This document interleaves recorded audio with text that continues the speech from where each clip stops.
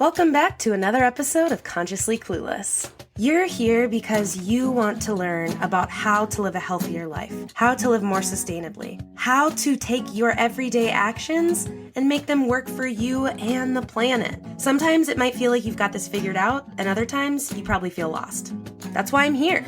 Together, we will learn how to live happier, healthier lives without the need to be perfect, and always allowing space for a little cluelessness on this journey to living a more conscious life. Today on the podcast, I talk to Ed Begley Jr., a Hollywood icon with hundreds of film and television credits to his name. Ed is one of the most noted environmentalists of our time, dedicated to making our planet a better place. Here we go. Are you ready to hear some good news stories? Dive into the Healthy Seas podcast and meet the people doing all they can to help the seas and oceans thrive, from above and below the waves. Host Crystal DiMiceli talks to diverse fishers, experts, and more about what they're doing to protect our source of life and how you and I can help from wherever we are. Healthy Seas is a marine conservation organization whose mission is to tackle the ghost fishing phenomenon and turn this waste into an opportunity for a more circular economy. They do this through cleanups, prevention, education, working with partners who recycle and repurpose this material. This new show highlights their work and the work of their peers around the world. Go to forcesfornature.com/healthyseaspodcast to listen. You're feeling right now in this moment, put you on the spot a little bit, if it was a spectrum from clueless to conscious. Carly, thank you so much for having me on and your wonderful show. What a great theme for a show. I'm in a rare but slightly unsettled state because I got COVID again on Friday. Let me be clear, I tested positive for COVID on Friday, and I haven't really been sick since or before or since. I feel fine. I have what I would call a minor sore throat, but I tested positive again this morning, but I'm fine. And so eventually that positive test will go away and I can mingle with my fellow man and woman again. Yes, that is quite the feeling of isolation. Yes. So sorry, Ed. No, I'm fine. I'm feeling good is the point, but just slightly unsettled because I'm supposed to work on Monday something. I test negative by Saturday, or they won't be able to have me on set, of course, on Monday, and they'll have to work something out. Hopefully that won't cause them that problem. But again, all minor problems. There's people out there in Ukraine and elsewhere with real problems, and I'm not one of them. Yeah, always good to keep perspective, but at the same time, real bummer to have your life held up by something like that. Yeah. How are you today, Carly? Tell me how you're feeling. I'm doing good. It is sunny. I'm in northern Minnesota, so there's just tons of snow. So anytime there's sun, I will welcome it and feel its warmth and feel some vitamin D. Yeah, we're having the same thing. It's usually sunny most of the year, and it still will be statistically sunny most of this year. But we've had a lot of rain, as you probably heard, here in California, and some snow at even lower elevations. So today the sun is shining bright again, and it's nice after that much needed water we got. Yeah, it really does make a difference. I forget until it's been a few days of clouds, and then it just feels so rejuvenating. So I've heard in a few interviews that you've done in the past, people ask about where has your inspiration for being so environmentally minded come from? And I know you've talked about your dad a lot. My dad was a big influence. He never really used the word environmentalist, but he was one in a way, because we turn off the lights and turn off the water and save string and save tinfoil, and just we're very careful with everything. He was the son of Irish immigrants. He had lived through the Great Depression, so I got a lot of that from him. But that was the positive influence, was my dad. The negative was equally compelling, because I grew up in smoggy LA and lived with that smog for 2 decades, and it would just sear your lungs. It just hurt. Forget about running around as a kid. To just sit on a bench and breathe the air, you'd be, oh my, I can't. Wow. You couldn't quite catch your breath, and it hurt to breathe. So that will get anybody motivated, get most people motivated, I'll say. And I think just as fascinating is not only where did this inspiration come from, but to stay motivated to work at something for decades. Where do you find this ability to keep going? Where does that hope come from?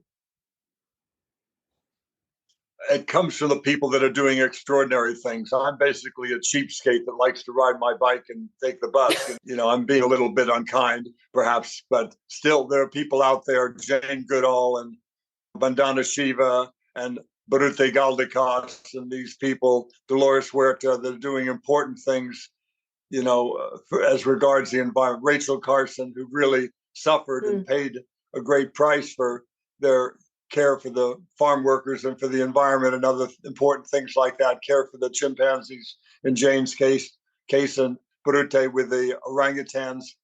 I've done a little bit, and I do get encouragement, though, from their work and also from where we have made some progress. We have 4 times the cars in LA, 4 times since 1970, and millions more people. The smog is not the same. It's not worse from 1970. It's better. So we still have a ways to go. You did not hear today. Ed Begley said the smog is fixed in LA. It is not. There's End of interview. Near these fulfillment. Right. Pack up your tent, declare success, and go home. Not so. People that live near the fulfillment centers nowadays, people live near the freeway interchanges, people live near the ports of Long Beach and Los Angeles are still breathing very dirty air. We have to get them some relief. And I continue to work towards that. But we've proven that it can work. All the stuff we hoped would work, Carly, did work. Cleaner cars, catalytic converters on cars, cleaner power plants, all the stuff big and small that we did. Stop using perchloroethylene for dry cleaning. All that stuff we tried, it worked. And so we've proven that we can do it. Banning CFCs worked. The ozone hole is not the problem that it was in the past. So we can do this. We just have to set about doing it and save what's left. There's a lot now that unfortunately has been lost. There's a lot of pollution in the pipeline. No matter what we do, there'll be continued loss. But let's save what remains, whatever we can. I love that message. And I heard you say this before, too. And when I first became really genuinely interested in the environment and making a difference and dove in, I had this naive sense that it was just my individual actions would cure everything. And not that I don't think those are important, but I am learning more and more about these, these community level, this global level and political level. And what can we do on a legislation level? Like what things work on that level of change? I'm so glad you brought that up. I sometimes forget to mention that, and that's so important. My personal action has been satisfying to me, and I feel like I've accomplished a lot. That's just 1/3 of what needs to be done, in the important big ticket item. That is to say, personal action, very important. Good legislation. The Clean Air Act is how come we got to clean up the air in LA. All that personal action helped, but the Clean Air Act gave us the cudgel, the weapon to enforce and clean up the power plants and the cars and everything. And also corporate responsibility. And all three are intertied. If you're as a consumer wanting to buy more green stuff, the manufacturers are going to make it. If there's good legislation, they'll be more inclined to do it. It'll make it easier for people to do the personal action. All these 3 columns upon which all clean air or clean water has been built, we're like the Cuyahoga River caught fire in 1969. That doesn't happen anymore because of those 3 things. It was the Clean Water Act, the Air is Better in LA, Clean Air Act, and corporations started to do things better, make cleaner cars, make cleaner power plants. They're all related, and you can't just focus on just legislation or just corporate responsibility or just personal action. All 3 together, or you're not going to get anything done. It's almost relieving when you realize that, because when I thought it was all on me, if I did anything wrong, I felt like I'd failed the planet. And that wasn't sustainable. I have that feeling myself. I cried the first time I got a plastic straw after deciding I was an environmentalist, and was like, that's not sustainable for long-term activism. I myself I labored under the delusion for years that all this plastic, or most of it, was going to be recycled. I knew there was some resins, 4, 5, and 6 that were really hard to recycle and what have you. But no, 1 through 3, man, we're taking care of that. And so never really thinking, as you mentioned, the straw. What number is on the straw? There's no number in the straw. There's no room for it. You can't, it's not possible. Where does it go? It's just another piece of plastic that goes into the ocean, gets caught in a turtle's nose, for God's sake. All this single-use plastic is terrible. Yeah, and we thought it was all going to be taken care of with recycling, and that's not the case. A very low amount of the single-use plastic is actually recycled. It's a fairly low number, we now learn. And so we've got to do a lot better. The best thing, when you've got a tub that's overflowing and what have you, you want to get mops, you want to clean it up and get buckets and all that stuff. But the first thing you want to do is turn off the tap. If the tub is overflowing, turn off the water so it stops overflowing. And then you can get your bucket and your mops and what have you. And that's what we got to do with single-use plastic. Stop it all. Stuff like this, I suppose. This is a good use of plastic in glass is fine. Something like that makes sense. It's going to be, somewhat permanent, at least last a decade or something like it, for God's sake. Right. But just to get a cup of coffee or to get a straw, get a drink, there's no reason it has to be in a throwaway kind of a thing. It's insane. So there's been so many advancements that you've mentioned a few that you've seen in your lifetime. Are there things that you can't believe we don't have yet, or that you can't believe haven't happened yet, like maybe technology or legislation? Yeah, I'm really surprised that there's not a greater push in places like Los Angeles, Phoenix, Tucson, all these places in the Southwest and everywhere, really, where they don't have a better program to capture rainwater, but certainly in Southern California, the desert communities. Why aren't we capturing all the rainwater you conceivably could get? It just goes into that concrete channel known as the LA River and goes out to the sea. And you could use that. We could meet at least half of our water needs in LA and stop stealing it from the Colorado River and stop stealing it from Northern California. We could do that. We could save a lot. Here at my house, as you might have heard, I've got a 10,000 gallon rainwater tank and I've got a gray water system, and everything that doesn't go in the gray water system to irrigate the trees or into the rainwater tank goes where it should go also, which is to percolate down into the soil and recharge the aquifer. So none of that is going, none of my water is going out in the street and winding up in that concrete channel. And that's something that's very possible and of the greatest urgency, because water is becoming every day, every week, every month, every year, a bigger problem in many parts of the country. And I live in one.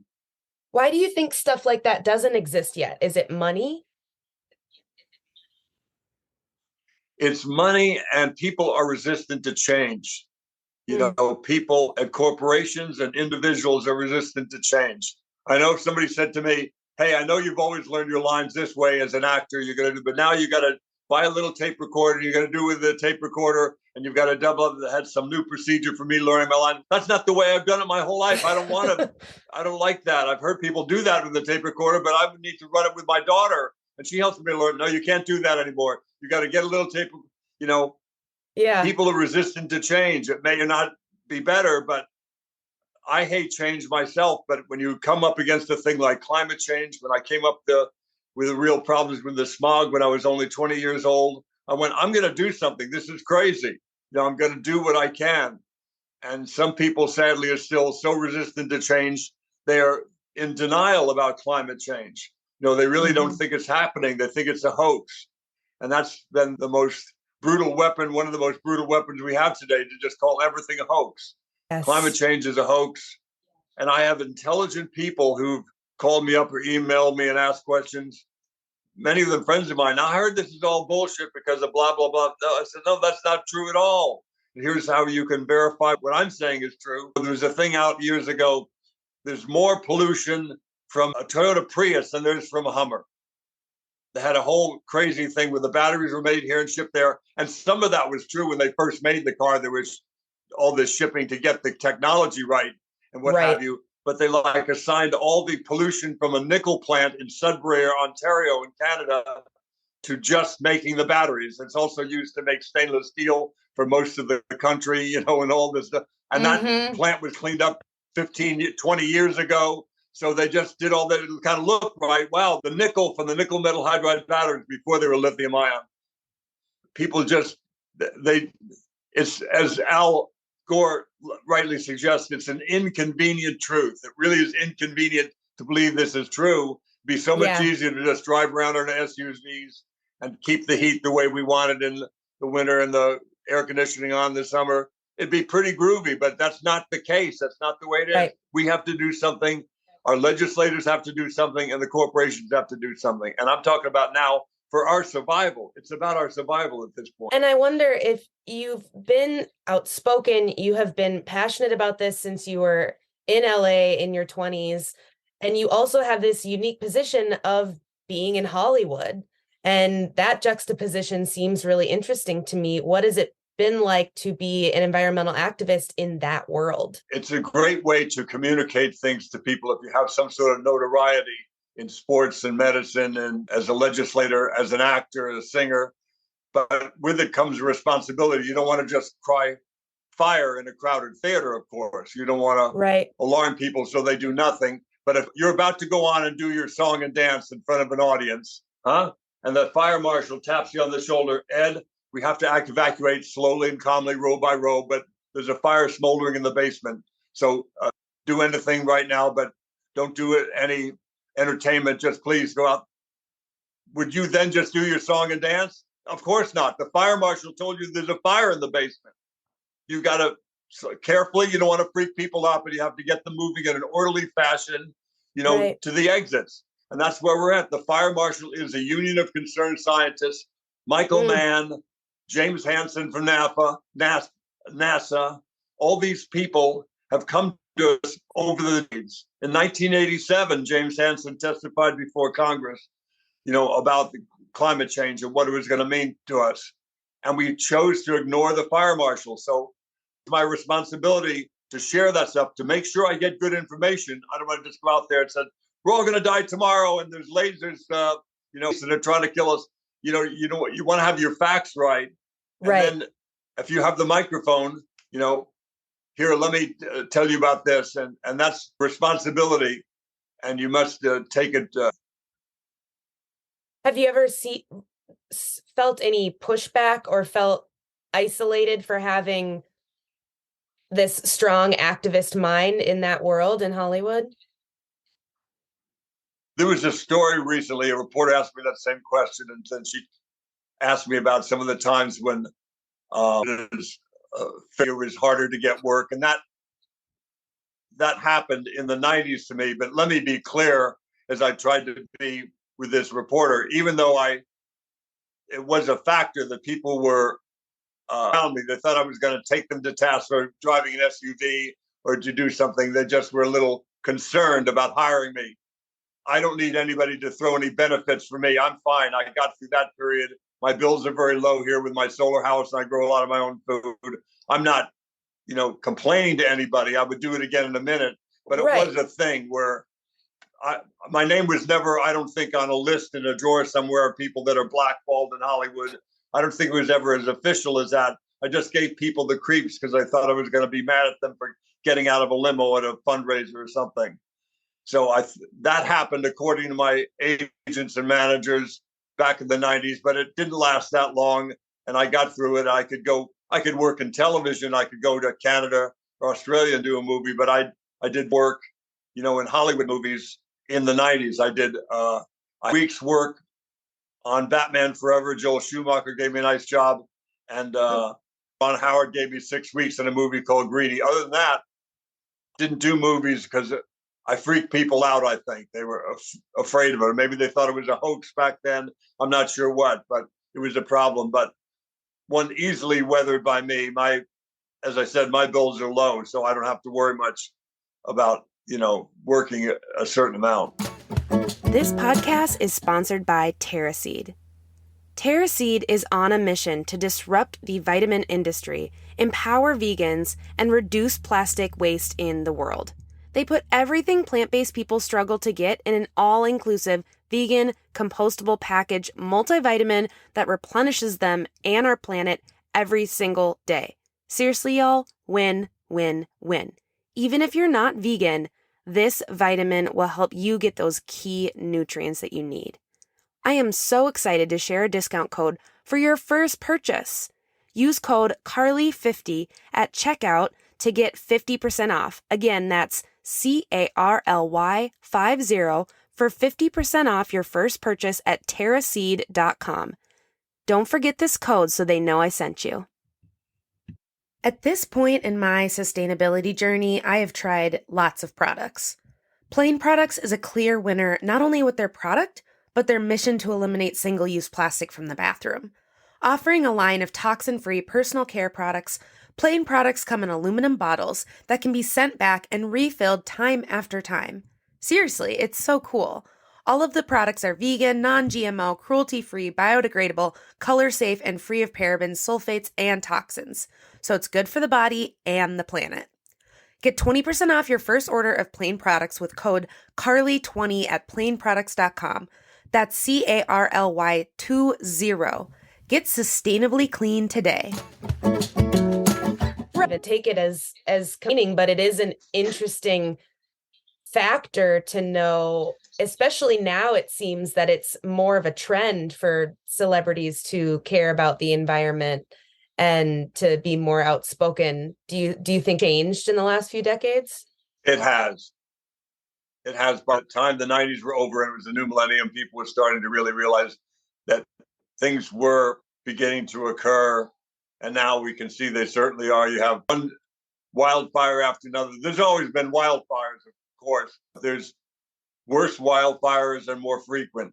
There's always been tornadoes, but there are more tornadoes now and stronger. So it's not really just global warming, it's global weirding. You have these incredible cold snaps, and people say, like James Inhofe throws a snowball in the House of Representatives, or in the Senate chamber, I should say, saying, see, this is your climate change for your global warming, a snowball across the Senate floor, I believe. Forgetting that if you got a refrigerator that you're trying to make cold inside, what happens to the back of the refrigerator? It gets hot. You know, it's all between one part of the globe being hotter and one part being colder. You know, there's the Gulf and the jet stream, many other winds and oceans that affect all that. It could be, you know, Washington, D.C., where you throw the snowball, but that means it's warm somewhere else. You know, right. There's a system. And what he's talking about is weather. We're not talking about weather. We're talking about climate. They're different things. The other one is a weather report, either local or national, where there's storms coming through and rain and dry periods. But climate is a different matter. And the ocean is warming and the planet is warming. And at some point, it's going to become very problematic for not just us, but many other plant and animal species. And we're there.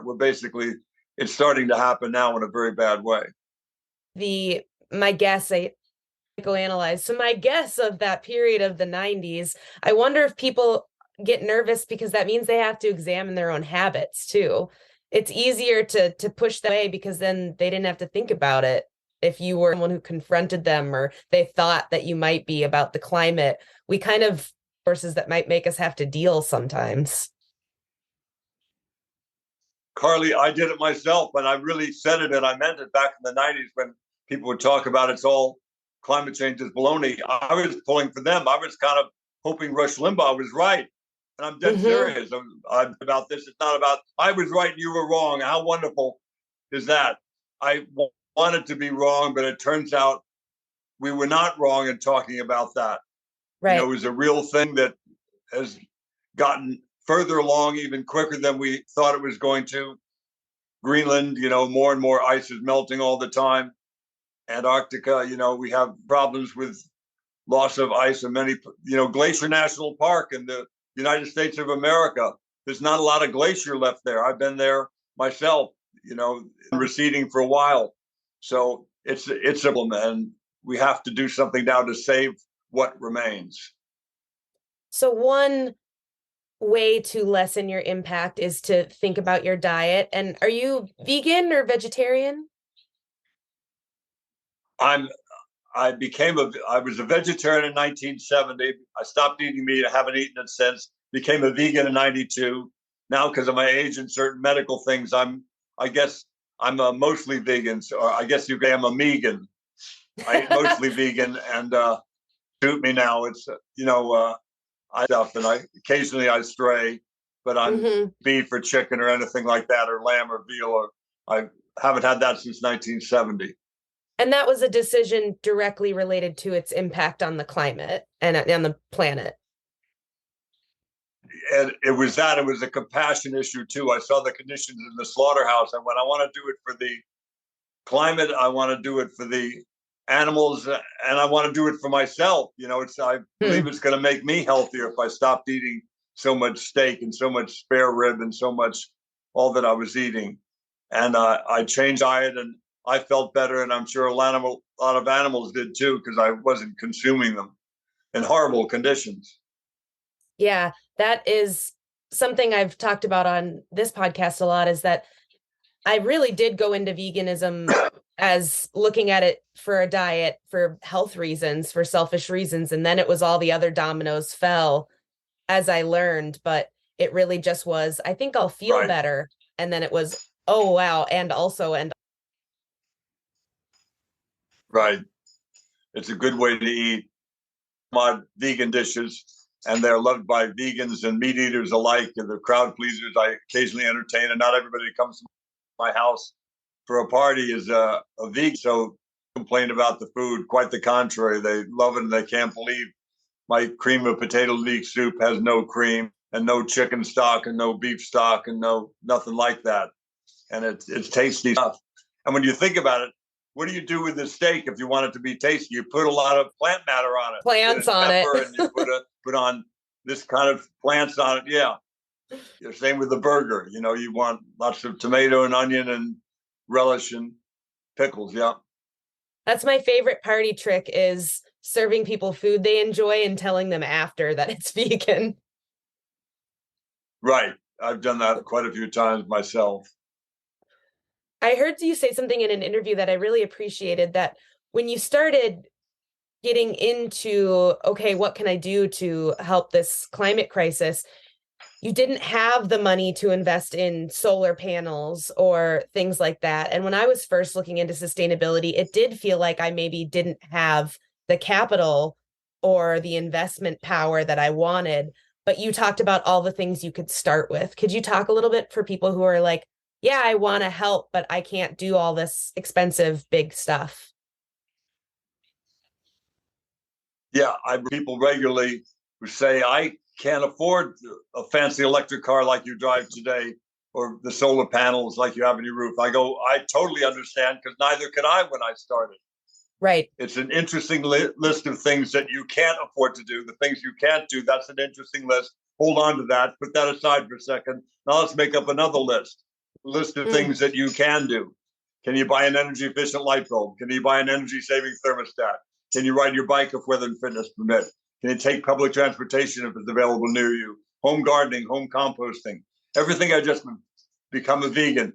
All those things I just mentioned, they're all good for the environment. And what else are they? They're super cheap. They're going to save you money. You're going to put money in your pocket. There's another green at stake here, not just the green of the environment, but the green of cash. And you're going to have more of it if you do those simple things. And then if you save money doing those things, and I promise you will, you can move up to a medium ticket item, buy a little solar oven, get a rain barrel if you have a place to do that. Put a rain barrel into the downspout, collect your rainwater. And pretty soon you can afford to put solar on your roof, if you are lucky enough so you have a place, a good site for that, a good sun on your roof, and you own your house, or you got a lamp into it. Because nowadays you don't even have to buy it like I did back in the late 80s. You don't have to buy solar. You can lease it for no money down. Yeah. So you wind up paying like $70 a month for the solar lease, but you save $100 a month on your bill. So you're putting $30 a month in your pocket. You can point the solar and say, spend any money on it like that idiot Begley. I got it. I just signed a contract. And so, today they're a lot cheaper. I love that. It's basically the idea of start where you are, because it can be intimidating when you kind of dive heads into this issue, and all of a sudden, if those things are on your radar, it's overwhelming. It can feel like, well, the world's on fire. What can I really do? So those Right. of starting where you are, I think, can help with that overwhelm and climate anxiety. Oh my gosh, look at this friend.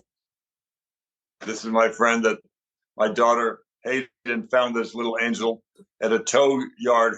My daughter's car had been impounded. This little dog was there. We thought she was a black terrier. She was so covered in soot and oil. Brought her home here. My daughter brought her home just to put her on, the different bulletin boards, a picture, so whoever owned her could find her and be reunited. She didn't have a chip or anything, no tag.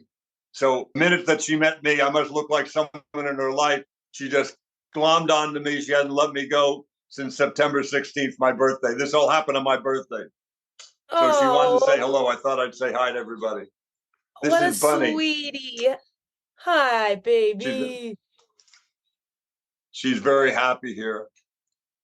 I imagine it's like a bit of aid from her previous life. I think so. And I wish one could learn about a dog's past. I somehow would ever find out what happened to this dog and what the family. I have a feeling I look for the tow yard at the impound lot. So she loved my daughter right away, glommed onto her, but she went, move aside. She made a beeline for me and she hadn't let me go ever since. I don't know what that's about, but I'm going to just enjoy it. Animals choose their people sometimes. They really do. Yeah, she did. So I'm curious, what's your vision when you imagine a sustainable future that's possible? What does that look like? What does a vision for a sustainable future look like? My vision for sustainable future is that it's very inclusive, that it deals with the problem of environmental racism, because all these worse incinerators and plating plants and, chrome plating plants and all this dangerous stuff, hazardous waste incinerators, all of it, it's always in the poorest neighborhoods. And so we have to deal with that and make sure that people aren't, we're cleaning things up here where I live in Studio City, then somewhere in another part of the Southland is being adversely affected and in grave danger and health risk because of it. It's wonderful to recycle batteries, and we did for years. There was an Exide battery recycling plant, and I was always in favor of battery recycling. But in this poor neighborhood, there was a tremendous amount of lead that escaped into the environment, and their health was at great risk, and they suffered great health from recycling batteries. You can't have, you want to recycle and you talk about you want electric cars, that's all good. Now these were lead acid batteries. They're not like the lithium ion batteries we have today. Those are, less dangerous than any of the other stuff you're talking about. Right. But still, if you want to do something good, you don't want to have a very side effect occur. So to really, there's a real net environmental gain, that you're doing things right, and make sure that people in every part of treated fairly in your goal to make a sustainable future.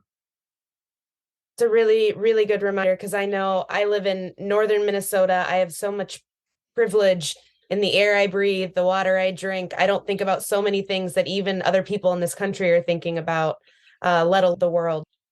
Me too. I'm very lucky. So I want to use that good fortune to try to fix things in every single part of the world we can. I couldn't agree more. And I know that you have a line of products, correct? You have a line of is it cleaning products and home products? That's correct. Back in 1970, one of the other things I didn't mention, I stopped using, like Comets as a cleanser and Formula 409 as a cleaner, Windex and what have you. I just started using vinegar and water to clean my glass. And I started using baking soda to clean the sink instead of Comet. And that was very cheap and it worked pretty good. But there's some stains that baking soda won't get up, and some other kinds of cleaning that vinegar won't exactly do. So I thought one day I'd like to have a line of products, that were cleaned every bit as good as Formula 409 or Windex or Comet, but just didn't environment.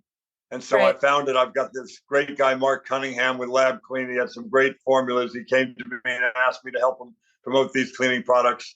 And I've been working with him for a while. There's a great odor and stain remover for pets. We've got lots of different products that clean every part of your house and kitchen. And so it's very important with our pets and our kids. Think about it for a second. Our dogs and cats are on the floor putting their paws in their mouth all the time. You don't want to have something dirty that they're putting in their mouth, something contaminated, I should say. Same with our babies. They're crawling around putting their toes and their fingers in their mouth. So you want to have, a clean environment. And most people like me will be out there protesting a hazardous waste their neighborhood, a hazardous waste site, but the worst hazardous waste site is not near your home, it's in your home, it's under your sink. Get rid of that stuff and start using this cleaner. We have some good products, the Begley's Earth Responsible products. Just go to Amazon or any search engine, just go Begley Cleaning and it'll come up. But there's other good ones out there too. Seventh Generation has good ones, Ecos. There's other companies out there doing it. It's not just about my products. They're fine. But try some green product today. They're all very, very good. As I just mentioned, are good, and so is ours. And clean up your kitchen and clean up your home in a way that's not going to harm yourself or your family. I think it's such an undervalued toxicity in our house, the detergent, the fabric softeners, the cleaners, the chemicals. That stuff is toxic. It is. A lot of stuff you just don't need. I mean, somebody started a whole cottage industry based on the scourge of static cling. You have to put a little sheet of something in your dryer. It's like nothing I laid awake worrying about when I was in my 20s or whenever they started making those stupid sheets, Oh my God, what can we do about this national nightmare? Yeah, I mean, hand it to the marketing team, right? Their part, as far as selling a product, but there's a lot of stuff we don't need. I think I can eliminate toxics, and I'm not going to worry about having a dandelion-free lawn, by using, right. some toxic material. With that, my bicycle, public transportation, even if I didn't have the electric car, there's ways to get around doing it. There's ways to clean up the environment in different ways that save money and, protect the many plant and animal species that we need to keep the web of life going here. And we need together. I really, really appreciate that message. I have to say, one more thing that people talk about with you often, but as soon as I got the email from your agent, I was like, Ed Begley Jr., the dad from Pagemaster? So I just wanted you to know that movie was so important to me, that you have done amazing things that I've also seen you in, but that's my first reference every time. Thank you. I love that movie. It's about reading. It's about libraries. It's about all kinds of good stuff. So I'm very proud to be in that. So you made my day mentioning that, Carly. Oh, thank you. I think I wore out the VHS of that movie, actually. That's great. That's wonderful. I'm glad to hear that. That's very good. Is there anything else that you wanted to share with my listeners that I haven't given you space to? No, we've talked about the more important things. You've brought it, can do this, in ways that we can do it. I think we all need to live simply so that others can simply live. Thank you, Ed. This was really the most amazing experience. Likewise, Carly. Thank you. Thank you. Thanks for listening to another episode of Consciously Clueless. If you're enjoying this podcast, please subscribe, share with your friends, put it on social media. Don't forget to tag me. If you're on Apple Podcasts or Good Pods, leave a review. Reviews and shares help more people to see the podcast and join in on the fun.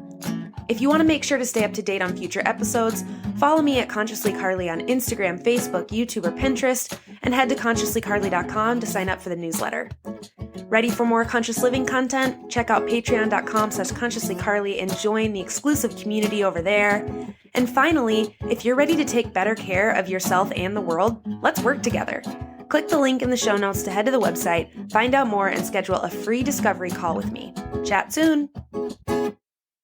This podcast is supported by Who Gives a Crap. Who Gives a Crap is an eco-friendly toilet paper company that donates 50% of its profits to help ensure everyone has access to clean water and a toilet within our lifetime.